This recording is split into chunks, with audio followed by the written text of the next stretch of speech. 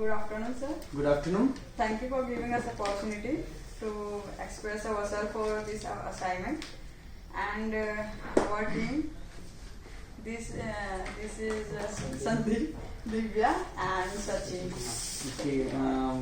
This is your lab file. Yes, sir. Okay. Okay, Divya. So मुझे बताइए कैसा रहा एक्सपीरियंस? सर हमारा ओवरऑल एक्सपीरियंस बहुत अच्छा रहा है। मतलब जैसे हमें एक्सप्लोर करने के लिए मिला है। हम अलग अलग उसमें गए थे, मीन्स अलग अलग उसमें कंपनी का पूछने के लिए, जैसे किसी लैनोवो में गए थे, HP में गए थे, डेल में गए थे, तो अलग अलग उसमें स्टोर्स में जाने में पता चला कि मतलब वहाँ पे क्या क्या अलग अलग रिक्वायरमेंट होती है। तो उस हिसाब से एक्सप्लोर करने के लिए मिला ऑल ओवर। जो हमारी थॉट प्रोसेस थे वो भी बिल्डअप हुआ। ओके, ठीक है। ये आपकी लैब फाइल है। सो एक्सप्लेन करेंगे आपका टॉपिक क्या था? Normal PC assembling, right? जो आपने बजट दिया था 30K के अंदर ही आना चाहिए। मतलब 30 या 40 की रेंज में था, तो हमारा नॉर्मल इसी रेंज में आया है। हमारा मतलब जो बेसिक था स्टार्टिंग से, मतलब वैसे हमारा 1600 का था। फर्स्ट जिसमें गए थे उन्होंने बोला था कि 16,500 का पड़ेगा आपका। तो बेसिक वो पड़ा था, वो i3 थर्ड जनरेशन था, i3 कोर प्रोसेसर था, थर्ड जनरेशन का था।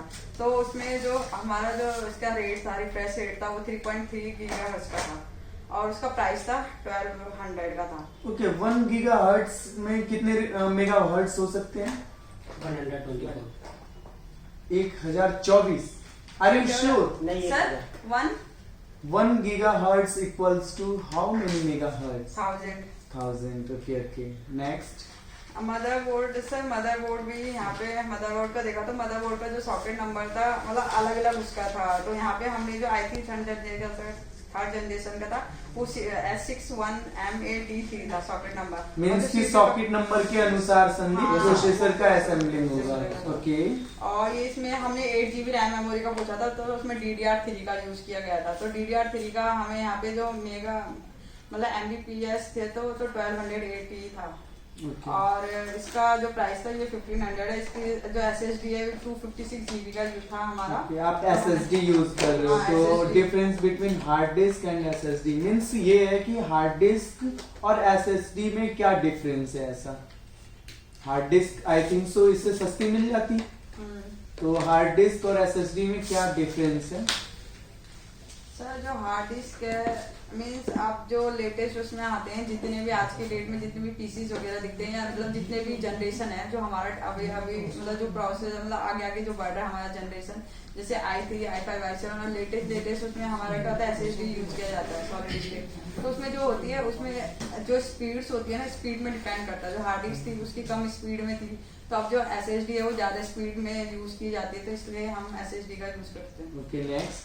और इसमें कैबिनेट यूज किया गया है। तो कैबिनेट हमारा 4 SATA मतलब इनबिल्ट था। इसमें जो सब चीजें ये इनबिल्ट है। 4 SATA केबल है, 3 GPS पर स्पीड की स्पीड थी, 1 PCI स्लॉट है एंड 1 PCI ये 16 एक्सप्रेस का है। और कीबोर्ड हमारा 500 का पड़ा था, माउस 400 का है, मॉनिटर 5500 का है, ये 18.5 इंच का है। अब हमने एक दूसरा भी डेल का देखा था कैबिनेट, डेल का। तो ये हमारा 5500 मतलब 3000 की या 5000 की रेट था। i5 7 जनरेशन का प्रोसेसर, ये 3.4 गीगाहर्ट्ज की स्पीड थी प्रोसेसर की। ठीक है। और इसका जो रैम है 16GB रैम का मेमोरी है DDR4 का। तो इसकी जो स्पीड है वो है 2666 MBPS की।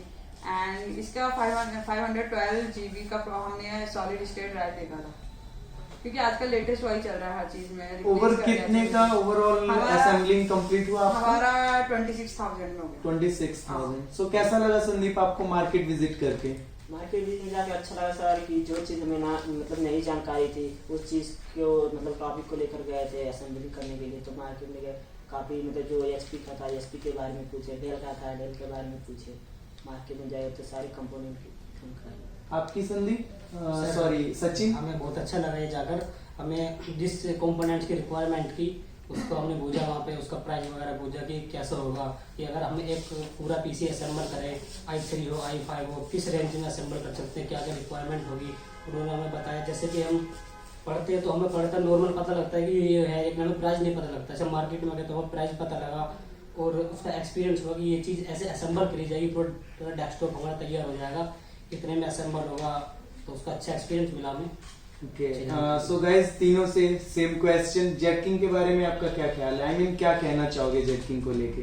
जेटकिंग को यही कहना था कि सर जब हम लोग फर्स्ट टाइम आए थे जेटकिंग में तो हम लोग को उतना कॉन्फिडेंट और नॉलेज भी नहीं था फर्स्ट डे फिर जब हमने क्लास लेना स्टार्ट किया तो मुझे नॉलेज होने लगा।